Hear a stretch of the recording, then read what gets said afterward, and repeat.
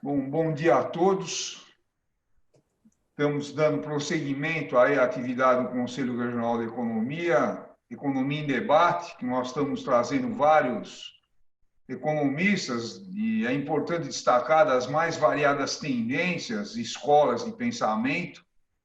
Nós achamos fundamental esse tipo de comportamento nosso, tá? Para que amplie o debate. E hoje nós estamos trazendo a Fernanda, ela tem bacharelado em Ciências Econômicas, ela é coordenadora do bacharelado em Ciências Econômicas da Universidade Federal do ABC, professora também dessa universidade desde 2014, doutora em Economia do Desenvolvimento pela FEA-USP, mestre em Economia da Indústria e da Tecnologia pela Universidade Federal do Rio de Janeiro, foi graduada pela Economia da USP, atua principalmente em temas de desenvolvimento socioeconômico, história econômica brasileira, história do pensamento econômico, e autora do livro 9 Clássicos do Desenvolvimento Econômico. Então, pelo currículo, tem uma experiência e um acúmulo muito importante do ponto de vista de entender as questões econômicas do Brasil e do mundo. E o tema da palestra, que eu achei bastante legal, além do horizonte, desafios do desenvolvimento, porque precisamos ter uma visão além do horizonte mesmo, né? Então, Fernanda, você fica à vontade para poder fazer a palestra, cerca de 30 minutos, tá? Depois a gente abre para o debate, tá bom? Maravilha! Bom dia a todas e a todos, e depois a quem for acompanhar essa gravação.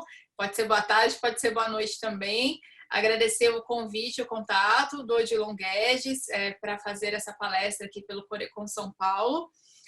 Pelo título da palestra, a minha provocação aqui, a minha sugestão é que a gente liberte o pensamento e olhe para o futuro, né? E por que isso? Porque nós estamos passando por um contexto muito específico, de muita gravidade, e nós, né, precisamos enfrentar esse momento, mas também não podemos nos aprisionar tanto e limar as nossas possibilidades de construir um futuro diferente, né? Então é por isso que eu coloco Além do Horizonte como título da minha palestra de hoje, né? Então, para iniciar, é difícil fazer qualquer tipo de intervenção, de fala, no contexto atual, sem partir dele, né? Então, nós estamos passando por uma crise muito séria, na verdade, uma crise pandêmica que se soma a uma crise econômica, né, que já vinha acontecendo há alguns anos, e no caso do Brasil, isso é ainda mais evidente, e a crise ocasionada pela pandemia do Covid-19, ela, de certa forma, torna ainda mais desnudada, né, a fragilidade da nossa organização socioeconômica. Então, eu já deixo bastante claro aqui, né, é importante falar que eu vou falar desde a perspectiva do desenvolvimento, né? Então, eu não vou me ater muito a questões conjunturais, embora eu parta de uma delas para fazer aqui a minha intervenção. Mas eu vou olhar para o longo prazo, essa é a minha preocupação, né? E o que fica claro nessa crise atual é que a capacidade de resposta das diversas sociedades, das diversas nações, dos diversos países, ela passa, né, pelas condições estruturais e institucionais prévias que essas nações possuem, né? Então, essa necessidade de dar respostas urgentes no curto prazo, elas serão tão melhores quanto melhores forem as condições institucionais e estruturais, portanto, a forma como essas sociedades foram organizadas desde uma perspectiva de mais longo prazo, né? E no caso da periferia do mundo, ou do sul global, para usar um termo mais recente ainda, essas fragilidades elas se tornaram ainda mais desnudadas, né? Ainda mais evidentes, essas fragilidades da nossa organização socioeconômica. E aí eu destaco especialmente 3 dessas fragilidades, que são as nossas desigualdades seculares, tanto de renda, quanto de raça, quanto de gênero, o padrão de inserção externa, periférico e dependente no contexto das atuais cadeias globais de valor, e também a nossa fragilidade das nossas redes de proteção social e a capacidade de oferta de bens públicos, né, como saúde e educação, por exemplo. Né? E aí a pergunta que eu deixo aqui desde o início, né, e aí por isso que eu coloco a questão do além do horizonte, é como que nós podemos fazer, né, para incrementar a nossa capacidade de resposta a crises, porque essa é uma crise, provavelmente virão outras crises, é da natureza, né, é do modo de produção, a geração de crises. né? E essa própria crise que nós estamos vivendo hoje, né, a crise pandêmica, me refiro especialmente, ela em boa medida ela é ocasionada pela própria forma como a gente lida com a natureza, né? Então é uma crise que parece a princípio ser um choque externo, mas na verdade ela não é, porque ela tem, né, ela guarda, né, a sua parte das suas causas na própria maneira como a gente lida com a natureza, como a gente se organiza, né, socioeconomicamente, né? E aí a minha pergunta é: que mundo nós queremos no pós-crise, né? E aí o meu convite, o convite que eu faço aqui é que a gente então olhe para além desse horizonte, né? E aí, como eu falei um pouco antes, a minha perspectiva como economista, como pesquisadora, e a minha área de formação é uma perspectiva desde o desenvolvimento. Então esse é sempre o assunto que me preocupa, essa é sempre a pergunta que eu procuro responder para toda a pesquisa que eu faço, né? E uma outra característica também minha como pesquisadora é que eu sempre trato, né? Eu sempre parto, melhor dizendo, de autores e de autoras clássicos, né? Que me permitem, a partir dos seus insights, né? Que apesar de datados ainda são bastante relevantes de serem revisitados, fazer essas discussões e pensar no desenvolvimento, pensar num futuro diferente, né? E o que é o desenvolvimento, afinal? Falando de uma maneira bem genérica, né? O desenvolvimento, ele diz respeito à maneira como a sociedade se organiza, como as pessoas que compõem essa sociedade desfrutam as suas vidas, né? E ele é um conceito, né? Pensando no desenvolvimento como conceito, em constante processo de construção e reconstrução, né? Ou seja, a maneira como a gente define e entende desenvolvimento depende do contexto histórico, né? Então, se nós olharmos, por exemplo, ao longo do século XX, né, a partir principalmente ali do pós-Segunda Guerra Mundial, o desenvolvimento foi ganhando, né, novos predicados ao longo do tempo, né? Então, se antes parecia suficiente medir desenvolvimento pelo nível de renda per capita, né, e inclusive confundir o desenvolvimento com o crescimento econômico, desde meados do século XX já não é mais suficiente entender o desenvolvimento dessa forma, né? Isso por quê? Porque o desenvolvimento ele envolve mudanças institucionais e estruturais impactantes, e até para usar um termo do Schumpeter, envolve mudanças revolucionárias, né? Então é diferente de fazer mais da mesma maneira, que seria o equivalente a um processo de crescimento. É fazer mais, mas de modo diferente, o que era feito antes, né? Então, o processo de desenvolvimento ele envolve uma questão de transformação qualitativa impactante, revolucionária, né? E ao longo, então, do século XX, né, essa contestação da limitação da perspectiva de olhar o desenvolvimento apenas desde, né, do nível de renda per capita como uma medida de desenvolvimento, ao longo do século XX, a questão mais economicista da definição de desenvolvimento, para usar aqui um termo da Amartya Sen, ela foi sendo adicionada a questões sociais, políticas, culturais, ambientais, identitárias, e aí isso foi tornando a discussão de desenvolvimento cada vez mais complexa ao longo do século XX e já no século XXI, né? Como pesquisadora, quais são as questões mais recorrentes que aparecem, né, para a discussão de desenvolvimento? Primeiro, né, por que algumas nações são ricas e outras são pobres? Essa talvez seja a discussão mais clássica, né? E aí, a partir dessa identificação, né, perguntar, tem escada, tem receita, tem um caminho das pedras para a gente se alçar à condição de desenvolvimento? Ou ainda, o desenvolvimento é uma ilusão, ou seja, a condição de subdesenvolvimento é uma armadilha intransponível, tem saída de fato, né? E aí, por onde que a gente começa essa discussão, né? E aí, como eu falei um pouco antes, como uma pesquisadora também da história das ideias, especialmente da história das ideias dos economistas do desenvolvimento, eu faço aqui um convite para a gente retomar o aniversariante dessa semana, que é o John Maynard Keynes, que amanhã faria 137 anos, no dia 5 de junho, né? E aí, por que eu trago o Keynes para essa discussão, né? É muito clássico, inclusive, que em momentos de crise o Keynes seja retomado, né? Aí todo mundo pega o Keynes, a teoria geral, que está lá no fundinho da estante, e fala assim, olha só, vejam só como o Keynes tem coisas relevantes para falar em contextos de crise. Mas o problema é justamente esse, né? É lembrar o Keynes em momentos de crise, porque o Keynes, na verdade, traz uma perspectiva teórica que permite lidar com o sistema econômico, eu estava aqui procurando a palavra lidar com o sistema econômico para além das crises, né? Na verdade, a teoria keynesiana, ela traz instrumentos para evitar que as crises aconteçam. E como isso? Né? Por meio das políticas, por meio dos instrumentos que detêm os governos, né? Por meio das políticas econômicas, né? E aqui eu trago Keynes, por quê? Né? Porque o Keynes, lá em 26, ele vai escrever um texto, né, que é um dos meus textos preferidos do Keynes, que chama O Fim do Laissez-faire. Né? E quando ele escreve esse texto lá em 26, né, ele destaca justamente um momento, né, em que parecia que a perspectiva dominante dentro da ciência econômica, que é o que ele chama aí de laissez-faire, que é um jeito elegante de chamar o liberalismo econômico, né, quer dizer que aquela doutrina, né, aquela perspectiva teórica apresentava limitações, né, e que, dado aquele momento de crise que se apresentava no capitalismo, nas economias centrais, que é desde a perspectiva de onde o Keynes encara os problemas, né, ele vai dizer, olha, uma transformação paira no ar.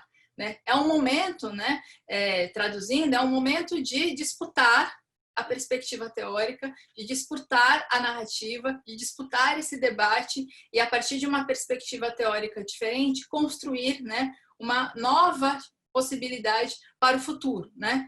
E aí isso vai gerar depois, né, como todos sabemos, toda essa discussão teórica do Keynes, ela gera a teoria geral, né, que vai ser publicada 10 anos depois, em 1936, que entra aí como a teoria acabada da perspectiva keynesiana. Né?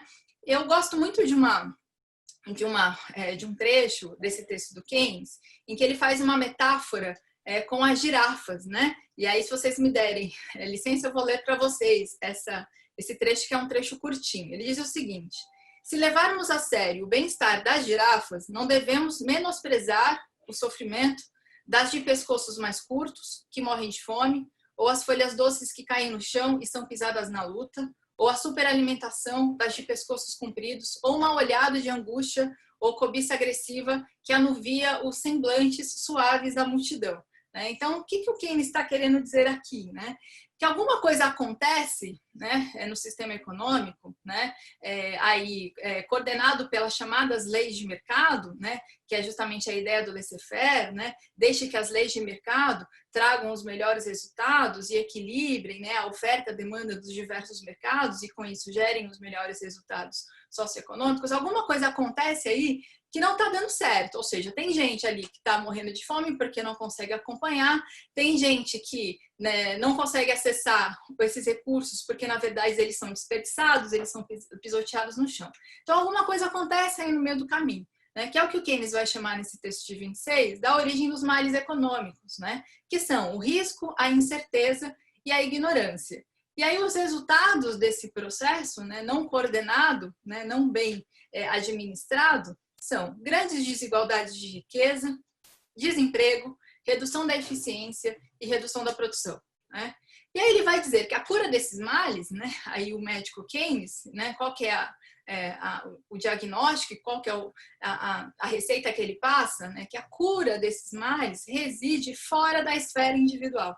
E por que isso? Porque pode ser do interesse do indivíduo que aquela situação adversa permaneça, porque, ora, para alguns, de fato, é lucrativo. Né? As girafas de pescoços mais longos, elas continuam sendo bem alimentadas. Né? Então, por que elas, por voluntarismo, resolveriam mudar essa situação?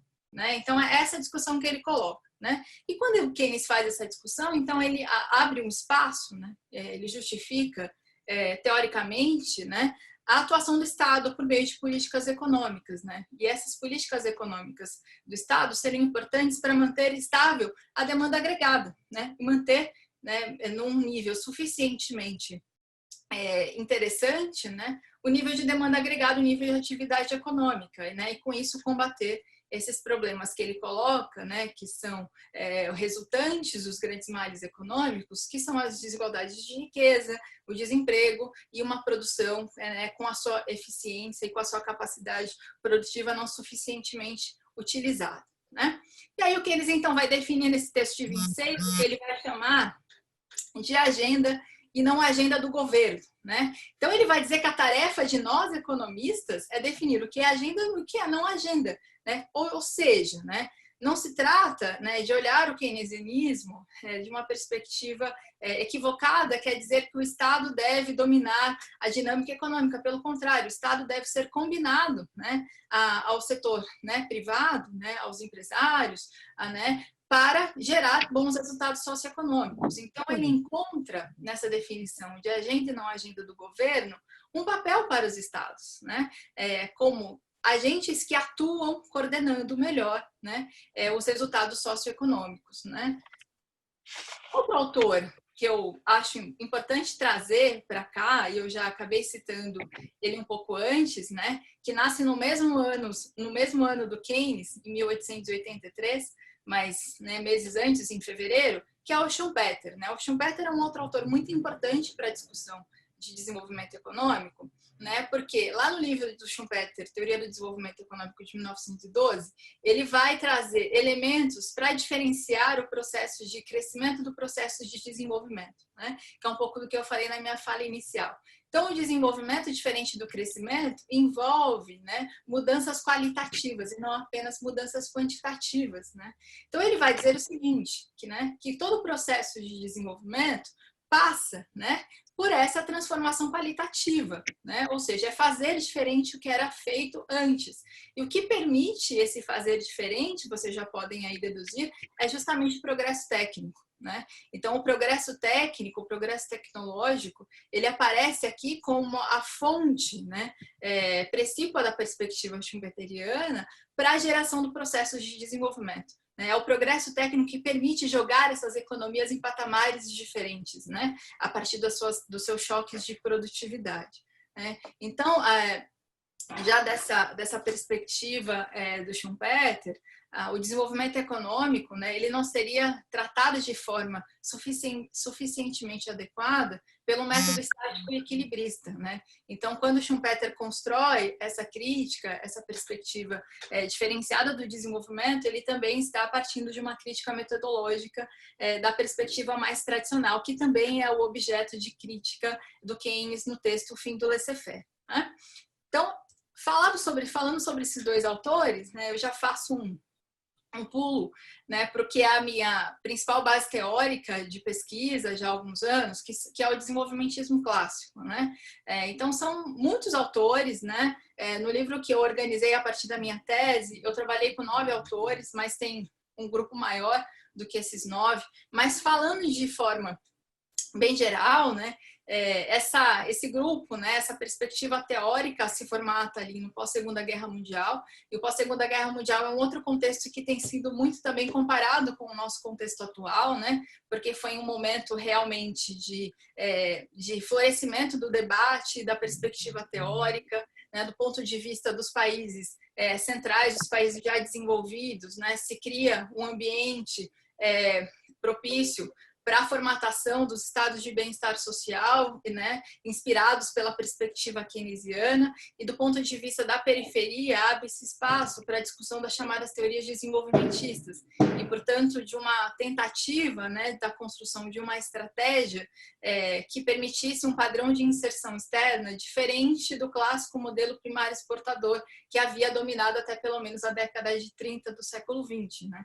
Então, nesse momento, momentos de crise, eles têm esse lado bom, se a gente pode falar assim, que é abrir um pouco mais o debate, né? Nós estamos vendo isso nos últimos meses, desde que nós estamos em estado de isolamento social, né, ocasionado pela crise da pandemia do Covid-19. Então, muitos consensos que pareciam inquebrantáveis, né, que era o consenso, por exemplo, aqui da agenda da austeridade, que dentro do Brasil estava caminhando pelo aprofundamento de reformas, no meu ponto de vista, nada progressistas, né? A partir do momento do choque, né, ocasionado pela pandemia do Covid-19, aquela agenda que parecia ser impossível de ser quebrada, ela começou a ser contestada, inclusive por economistas, né, que entoavam aquele mesmo consenso. Então, momentos de crise, eles permitem essas contestações de ideias que, a princípio, não seriam contestadas, né? E o contexto do pós-Segunda Guerra, voltando aqui para o que eu estava dizendo, foi um momento parecido com esse, né? Então, a partir daquele momento, se gerou o que o professor José Luiz Fiore vai chamar de geocultura do desenvolvimento, né? Tanto do ponto de vista dos países que já eram desenvolvidos, né? Quanto do ponto de vista dos países que estavam ainda procurando o seu lugar ao sol na condição de desenvolvimento, né? Que é o caso da periferia capitalista. Então, os autores do desenvolvimentismo clássico, eles vão justamente, né, se debruçar sobre a condição específica do subdesenvolvimento. Então, a diferença desses autores com relação, por exemplo, ao que eu falei um pouco antes, como Keynes e o Schumpeter, é que esses autores do desenvolvimentismo clássico, eles estão preocupados com os países subdesenvolvidos, né? Keynes e Schumpeter falam desde a perspectiva de países centrais.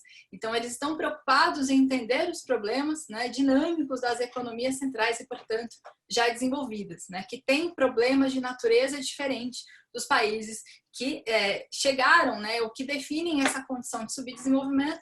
E aqui eu também uso o conceito de um outro autor, do Celso Furtado, que vai identificar, né, a formação histórica do subdesenvolvimento justamente no pós-revolução industrial, né, que aí, no caso, né, a maior parte das nações que compõem esse grupo, né, esse time das nações subdesenvolvidas, são ex-colônias de exploração, né, que ficaram presas ao modelo primário exportador, mesmo após a sua independência, né? Então, esse grupo que se consolida no pós-revolução industrial, que dá origem a um subdesenvolvimento.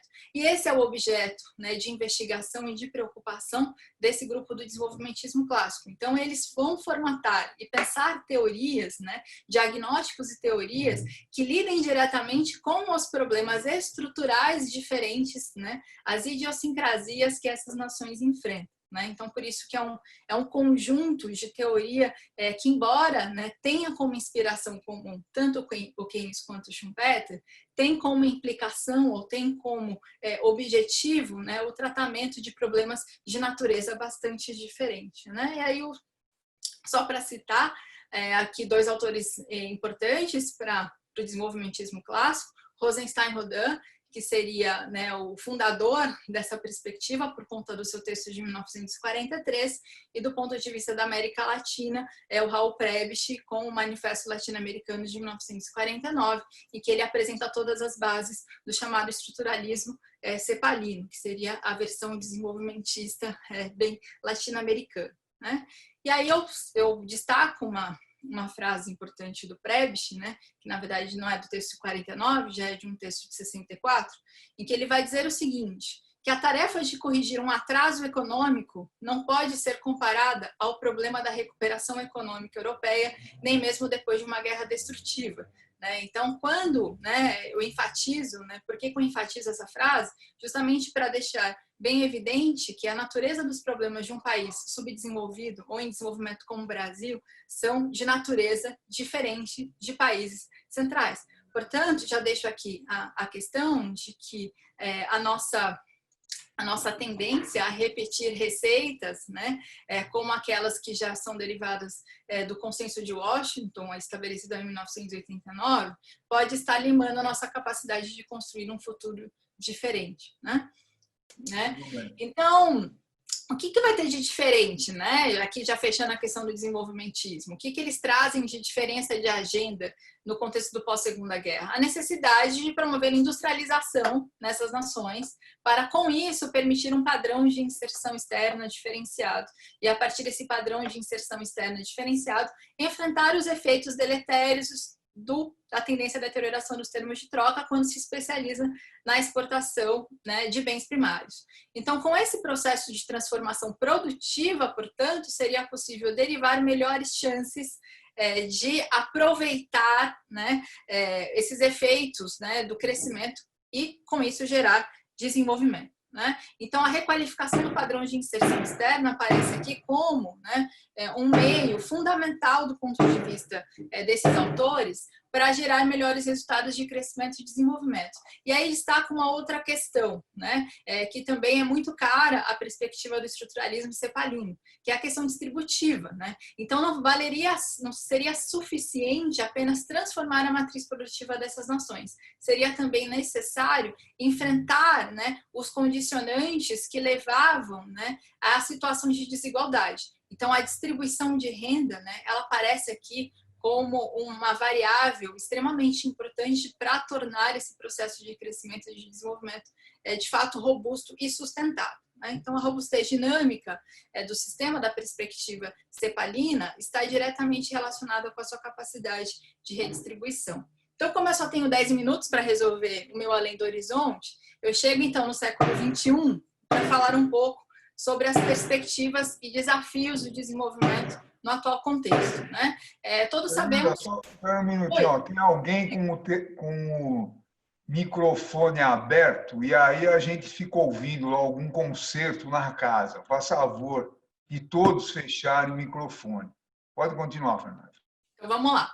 Então, contextualizando um debate, o conceito atualmente mais aceito para a medição de desenvolvimento é o conceito de desenvolvimento humano, que foi aí inspirado por um economista contemporâneo ainda bastante importante, ganhador de prêmio Nobel, que é o Amartya Sen, que vai justamente destacar a necessidade de ir para além da medição de questões muito economicistas como a renda. Então, ele adiciona, na formatação desse índice de desenvolvimento humano, questões relacionadas à saúde e à educação. Esse barulho é aqui, viu, Odilon? É aqui comigo, então não tem jeito, eu não vou poder fechar meu microfone.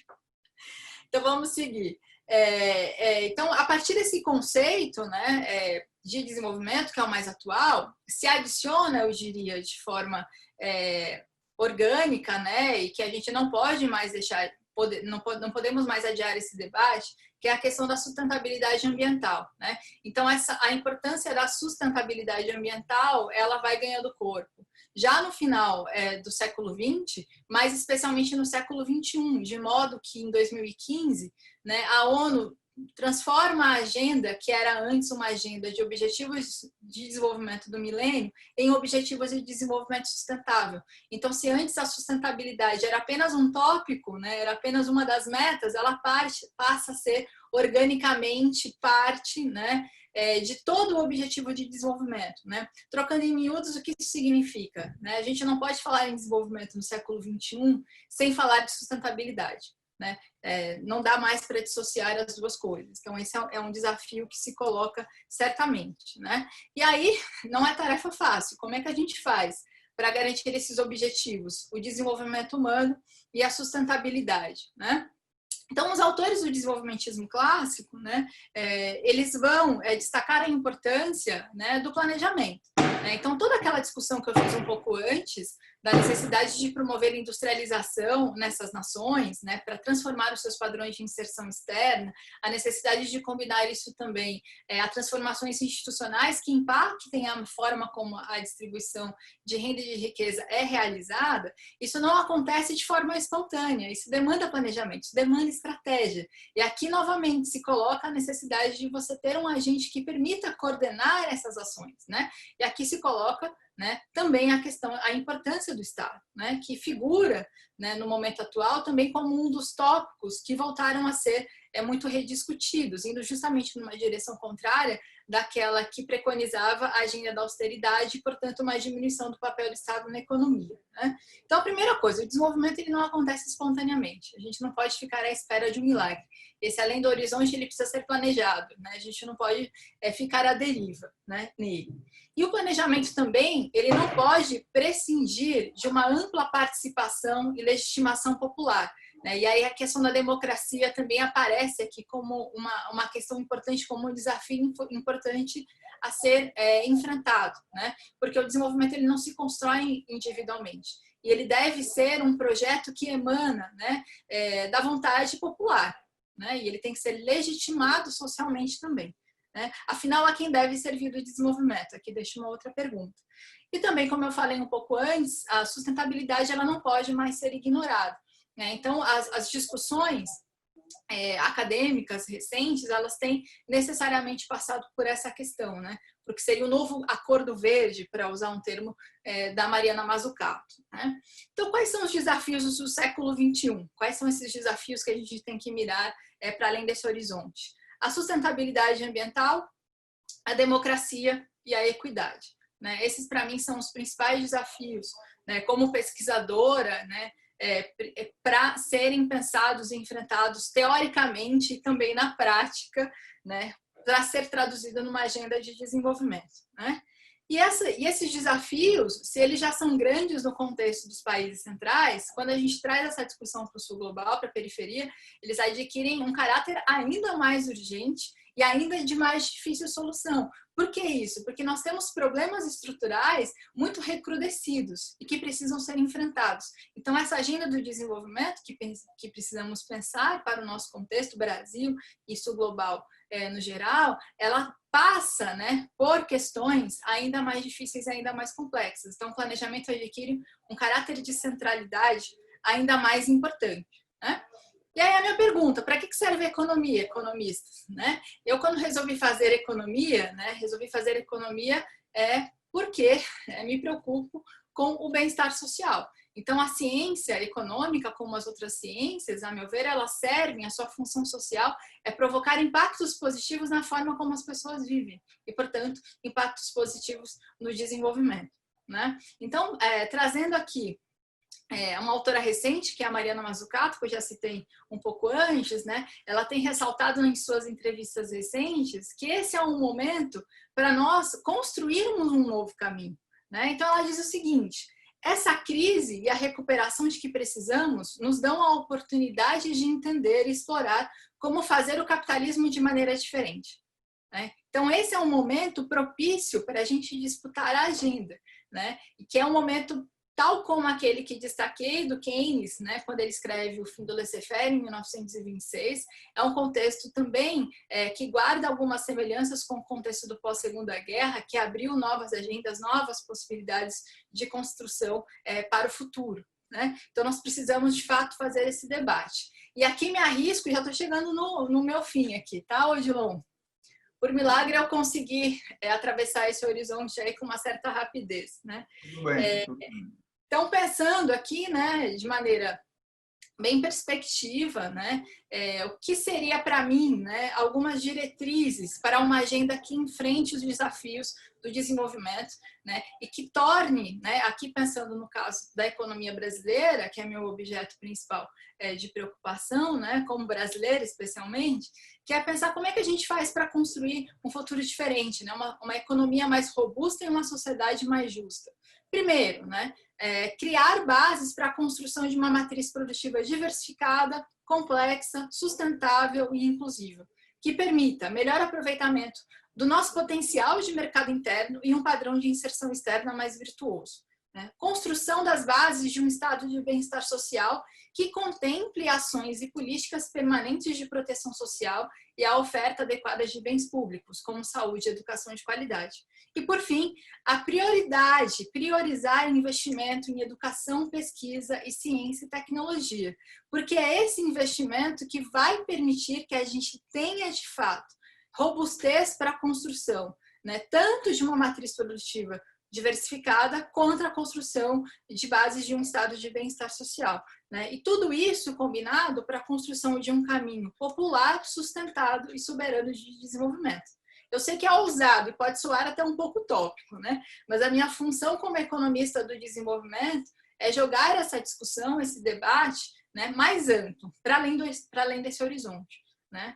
E aí, para fechar a minha fala, né, eu trago aqui duas grandes referências da minha formação como economista, que é a professora Maria da Conceição Tavares, que diz o seguinte, num livro chamado Grande Salto para o Caos, que ela escreveu em 1985. Apesar de minha conhecida militância na corrente progressista, a paixão nunca me cegou à razão, a crítica e a autocrítica. Por isso, minha luta pelo ensino livre e pelo livre debate de ideias tem sido o meu cotidiano, que espero carregar com fé até a morte. Então, o debate ele é o caminho, né, mais profícuo para nós, economistas, construirmos essa nova agenda. Então, nós não podemos limar esse debate. Esse debate é fundamental para qualquer ciência social aplicada, e a economia não foge disso, né? E aí, finalizo com Celso Furtado, ano de centenário de Celso Furtado, né, com uma mensagem que ele dirige aos jovens economistas. Então, aos jovens, aos não tão jovens economistas, eu acho que vale para todo mundo essa mensagem do mestre Celso Furtado, que ele deixa no Longo Amanhecer, o livro de 1999.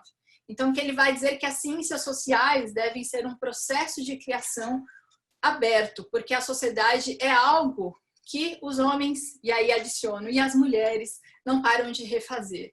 O mundo que o homem cria e que a mulher cria é sempre novo, pois não há ciência que abarque o que está em gestação. O desafio que enfrentamos nas ciências sociais é o de abordar problemas que ainda estão se formulando e elaborar métodos para abordar esses problemas, né? E aqui eu deixo o meu recado final, Odilon, finaliza a minha fala, né? Que esse é um momento, né, mais do que nunca, para a gente ousar o nosso livre pensamento e pensar de fato numa agenda de desenvolvimento que permita a construção, repito, né, de uma economia de fato robusta, soberana e uma sociedade mais justa e mais inclusiva. É isso, obrigada. Muito bem, Fernanda. Excelente palestra, porque faz com que nós, economistas, pensamos de forma ampla como resolver os problemas da sociedade humana e, no caso aqui, do Brasil. E vejam, uma questão que eu tenho discutido muito, que o último plano brasileiro de pensar grande foi o segundo PND, de 1974 a 79, que foi abandonado por causa da crise, e depois, a partir da década de 80, com a crise da dívida externa, a explosão da inflação, o Brasil só ficou correndo atrás do prejuízo e deixou de pensar do ponto de vista de planejamento, e depois com todo o debate do neoliberalismo, que coloca que o Estado só atrapalha, tá? Nós perdemos essa noção. Então, a tua palestra é muito importante porque ela obriga a gente a pensar novamente do ponto de vista estrutural como resolver os problemas. Então, parabéns. E tem uma série de perguntas aqui, eu vou fazendo. Uma série? Então, olha, bom, o Pedro Afonso, depois eu vou passar a palavra para ele, é o nosso vice-presidente do conselho, ele fez algumas observações sobre a importância de você fazer menção à Amartya Sen. Depois ele coloca essa questão. Aí tem a questão do Fauzi, como a substancial queda da demanda agregada, que já acontece, que irá perdurar nos próximos meses, teremos um Estado regulador num ambiente econômico pilotado por neoliberais? Como é que nós vamos fazer o Estado avançar com o neoliberal coordenando a economia brasileira? Aí o Haroldo coloca a questão do Amartya Sen também, e ele está nas liberdades substantivas. A narrativa da liberdade na economia e do conservadorismo nos costumes não é uma forma muito restrita de encarar a realidade, sobretudo num país em desenvolvimento como o Brasil. Aí tem o Fauzi, né? A emenda constitucional do teto de gasto não deveria se pautar pelo aumento da produtividade, com uma base relacionada ao crescimento do produto nacional, em relação ao crescimento da PEA, ao invés de inflação passada. Aí tem mais... Você está tomando nota, né? Estou aqui tentando. Então, vou fazer mais uma. Gostaria de saber da economista e pesquisadora como pode ser analisada a situação da mulher profissional nesta pandemia, que precisa conciliar tarefas familiares com a sua vida profissional. Como é que elas serão afetadas? Parabéns. Então, bastante importante essa última pergunta aí. Então, por enquanto, essas questões, Fernanda, por favor. Tá, eu vou tentar fazer um comentário geral do que eu consegui aqui anotar, tá? Agradeço as perguntas, os comentários. Então, para começar, Fauzi? Foi Fauzi? É Fauzi? Isso, Fauzi. Fauzi. Como sustentar a demanda agregada nesse contexto atual, né? Então, veja, Fauzi, eu vou tentar sair um pouco pela tangente, né? Não da resposta, mas para não provocar aqui uma situação embaraçosa. Mas veja, né? A capacidade de resposta, que foi como eu comecei a minha palestra hoje, né? Capacidade de resposta das diversas nações, países com relação à crise ocasionada e, na verdade, aprofundada pela pandemia do Covid-19, ela passa pelos instrumentos que o Estado dispõe, da disposição que esse Estado tenha para enfrentar essas questões de curto prazo. Então, uma coisa, eu acho que todo mundo já internalizou, né? A crise, ela está dada, né?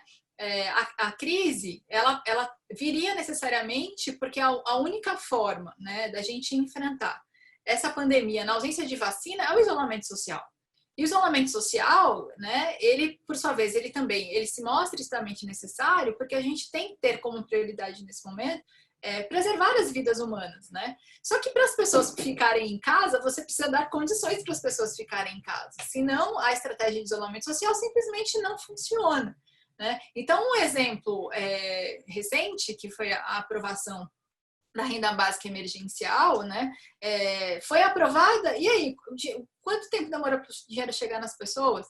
No caso mesmo das pequenas e médias empresas, foi prometido crédito por meio do BNDES. Quem conseguiu acessar esse crédito?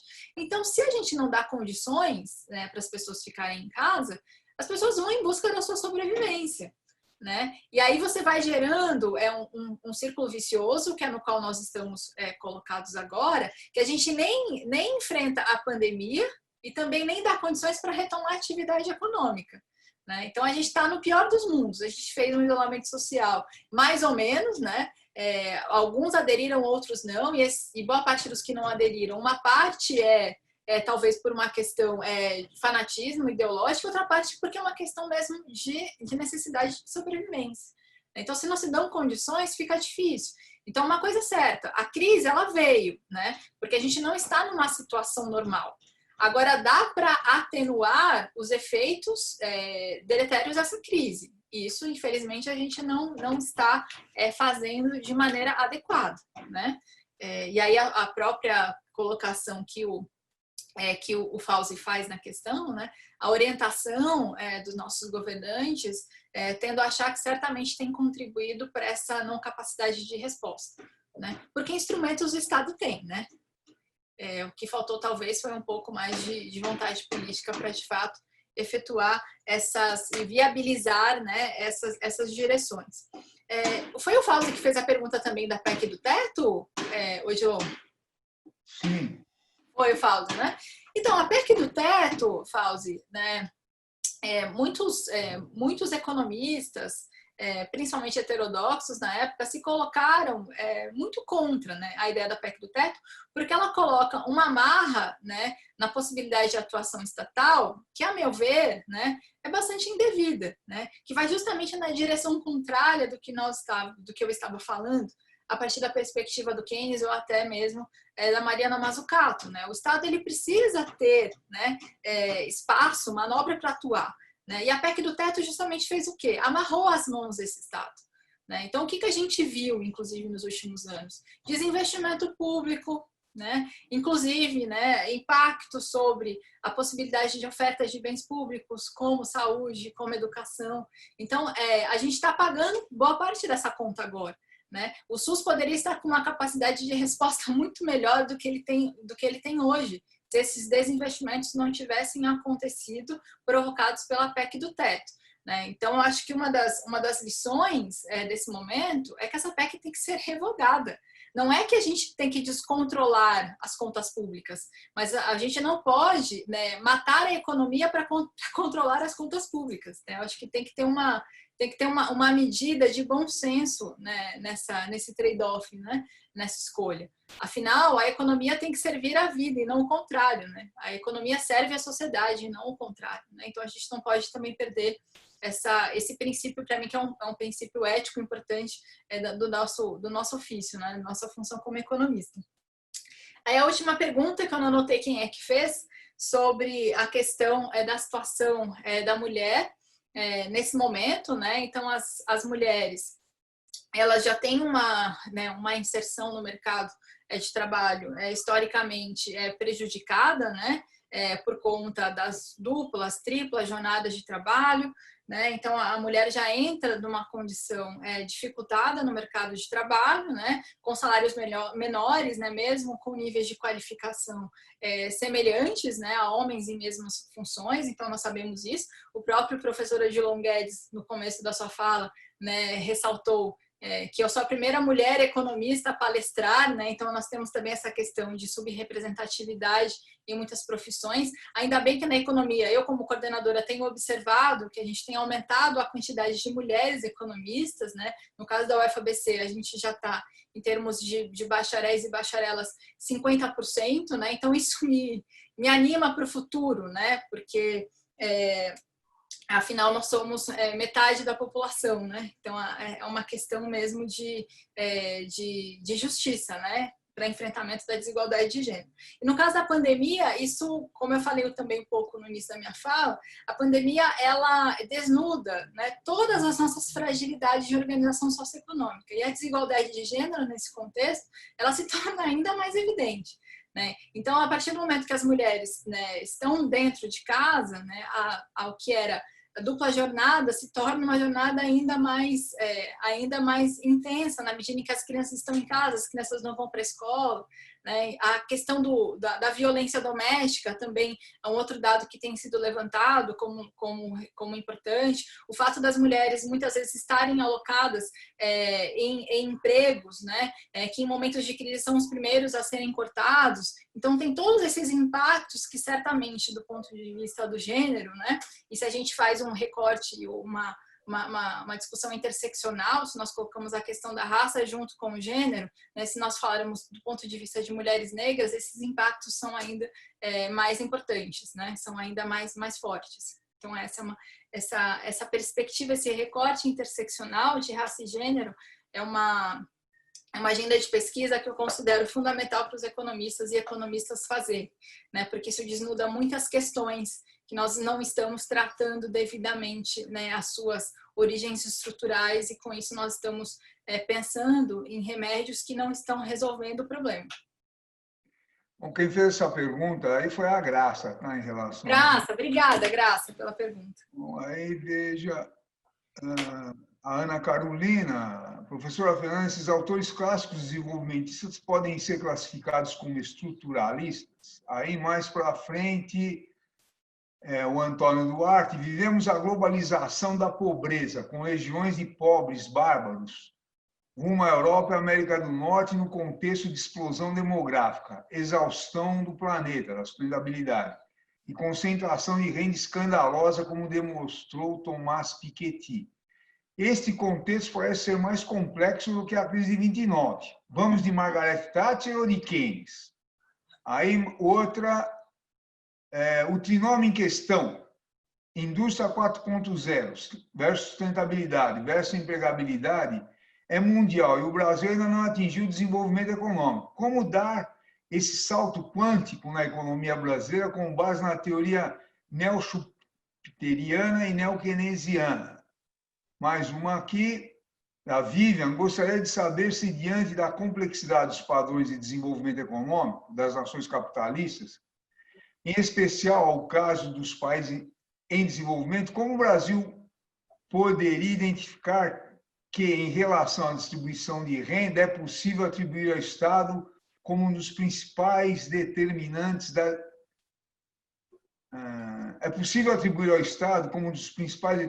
desigualdade, visto a estrutura salarial e administrativa dos governos?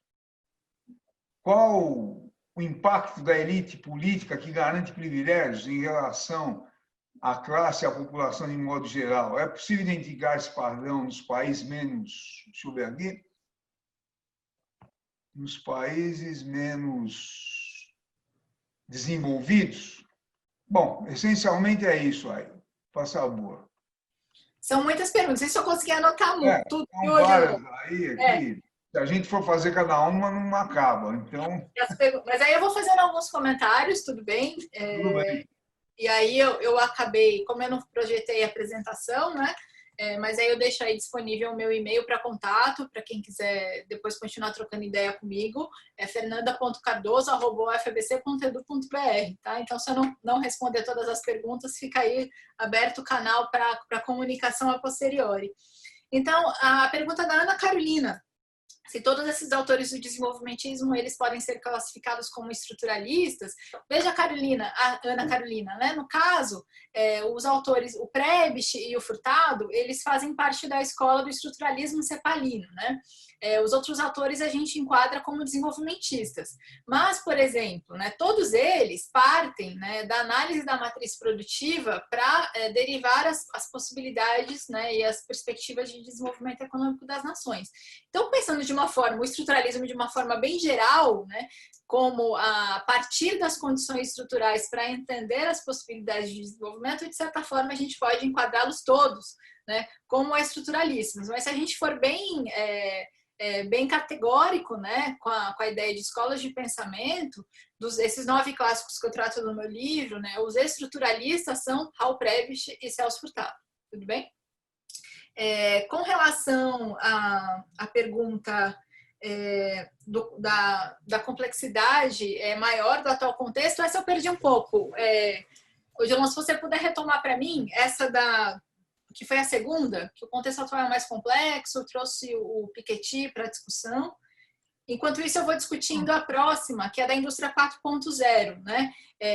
Que aí fala, a gente nem atingiu o desenvolvimento econômico, mas como é que a gente faz para adentrar nessa agenda da indústria 4.0, né? Combinada à sustentabilidade?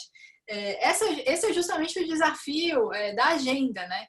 Se a gente continuar insistindo, né, no velho desenvolvimentismo, no velho industrialismo, né, a gente vai ficar cada vez mais para trás, né? Então, tendo em vista que o que a gente tinha de indústria 2.0 já foi bastante destruída, né, que foi o que resultou do período desenvolvimentista, a gente precisa pensar em agendas que permitam nos alçar para esse novo contexto. Então, o desafio de uma agenda do desenvolvimento do Brasil, do meu ponto de vista, né, e aí eu me inspiro especialmente na Mariana Mazzucato, passa, né, por esse desafio de se inserir, né, no novo padrão tecnológico, levando em consideração a necessidade do respeito, né, e da consideração da sustentabilidade ambiental. Então, uma agenda de desenvolvimento do Brasil, né, resumidamente, ela não pode prescindir de passar por essas questões. Então, se a gente ficar insistindo em velhas estratégias, né, em estratégias já antiquadas, a gente não vai conseguir certamente romper com a nossa condição de não desenvolvimento, né? Aí a última pergunta que o Odilon me fez, aí depois você me retoma a segunda, Odilon, que foi a que eu não consegui. A segunda, só para te... Pode falar. Viu? É o Antônio Duarte, ele faz toda essa análise da crise, depois ele fala qual vai ser a opção, Margaret Thatcher ou quem?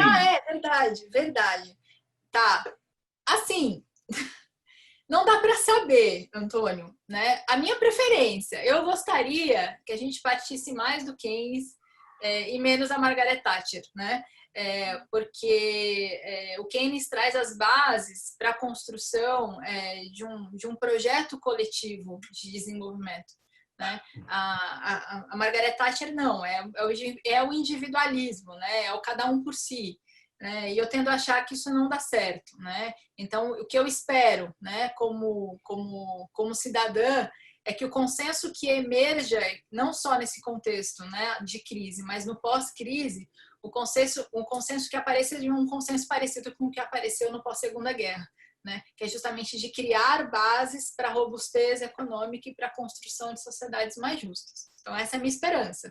Mas se é isso que vai acontecer, não sei, né? Tendo a achar que não, infelizmente, né? Então, aqui eu revelo um pouco da minha face pessimista.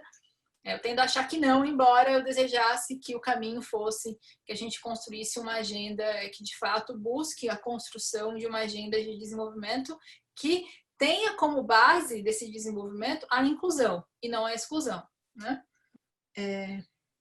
E aí a última pergunta, que eu não anotei também quem perguntou, mas eu acho que eu entendi o espírito da pergunta, é em que medida o Estado ele contribui para a manutenção e recrudescimento da condição de desigualdade, né? E aí, pelo que eu entendi do espírito da pergunta, aí me corrija quem perguntou se não foi isso, se em que medida se a própria estrutura estatal, né, por meio do seu funcionalismo público, por meio de todas as suas estruturas de poder, na medida em que isso, de certa forma, levaria à consolidação de alguns privilégios dentro dessa elite burocrática, né? Em que medida se contribui para a desigualdade, né? É certo que dentro do funcionalismo público, né, você tem algumas classes que são, ou alguns setores, né, ou algumas funções que são privilegiadas, mas essa não é a verdade para todo o funcionalismo público. Então, eu teria dificuldade em enxergar a contribuição de recrudescimento da desigualdade do Estado por aí, né? Eu enxergo a contribuição de recrudescimento da desigualdade no Estado a partir do momento que a gente tem um sistema tributário que não é progressivo, que ele tende a concentrar renda. Eu enxergo a contribuição da desigualdade no Estado a partir do momento em que ele pensa um sistema previdenciário que também, ao invés de distribuir, concentra, né? Então, eu iria por esse caminho. Tá? Então, de fato, a maneira como um Estado é institucionalmente organizado, né, pode recrudescer ou pode enfrentar a desigualdade, né? Outra forma que a gente pode enxergar também, na medida em que o Estado não consegue ofertar bens públicos de acesso universal, ele também contribui para o incremento das desigualdades. Então, eu iria por aí. Tá? Por isso que a gente tem que disputar essa agenda, né? Se acreditamos que o caminho, né, da distribuição de renda e da riqueza é um caminho para construir caminhos mais robustos de crescimento e desenvolvimento, nós temos que justamente disputar essas instituições para tornar a distribuição de renda e de riqueza menos desigual. Bom, Fernanda, já fizemos no essencial as perguntas, tem outras, mas aí, em virtude do tempo, está se esgotando. E parabéns, mas eu vou passar a palavra a Pedro Afonso e depois para o presidente Barça, se ele estiver aí, para fazer breves considerações. Pedro Afonso, é o nosso vice-presidente. Quero parabenizar a professora Fernanda Cardoso, economista, e agradecer por toda essa exposição que enriqueceu muito, do ponto de vista teórico e prático, os nossos conhecimentos. Eu acho que é isso que o Conselho de Economia pretende transmitir aos demais colegas. E agradecer a presença de todos. Estava vendo aqui o ex-presidente do Corecon São Paulo, professor Machado, mas ele acho que não está, não sei. E agradecer a todos os demais que estão aí, e que o nosso objetivo é construir esse conhecimento, construir essa disseminação em favor da sociedade, tendo em vista que é para a sociedade que os economistas existem. A sua frase eu usei recentemente, Fernanda, a economia é para a sociedade, né? Então, não segmentos, mercado, mandando na economia, porque a economia tem que servir a todos, e não apenas alguns, e é por isso que eu ressaltei a sua menção a Amartya Sen, que, na minha opinião, é aquele que, no século XX, embora existam vários outros economistas, conseguiu reunir esses subsídios em favor do desenvolvimento integral das pessoas, tá? Daquilo que é mais importante para o conjunto das pessoas e não apenas para alguns, tendo em vista que, senão, nós vamos ficar com aquela frase de que 50% do mundo do Josué de Castro, né? 50% do mundo não dorme porque tem fome e 50% do mundo não dorme porque tem medo dos 50% que tem fome. Né? E, na verdade, os 50% segundos são bem menos, 10%, 5% e 90% do outro lado. Muito obrigado, professora Fernanda, e a todos que estão participando. Bom, o Haroldo, que está coordenando esse trabalho junto comigo, ele mandou uma informação que o microfone dele está com problema e te parabeniza, Fernanda. Então, eu quero te agradecer novamente e passar a palavra para você para as considerações finais. Tá bom. Bem, eu gostaria de agradecer a todas e a todos que acompanharam, a todas e a todos que vão acompanhar depois, agradecer especialmente o professor Odilon e o Hélio por todo o suporte, né? Agradecer o Pedro Afonso, o Barsi, enfim, todo mundo do Corecon, todo mundo que acompanhou. Eu estou vendo que a Simone, né? A Simone foi lá na UFABC. A Simone, oi Simone, eu estou vendo você aí. Agradecer a todos, né, pela oportunidade e deixar aqui novamente a minha mensagem, que eu acho que é a mensagem principal que eu pensei para essa palestra, chamada Além do Horizonte, que para a gente mobilize, né, todo o nosso conhecimento que adquirimos nos nossos cursos de economia, para a gente debater e pensar uma agenda de fatos de desenvolvimento do Brasil no futuro.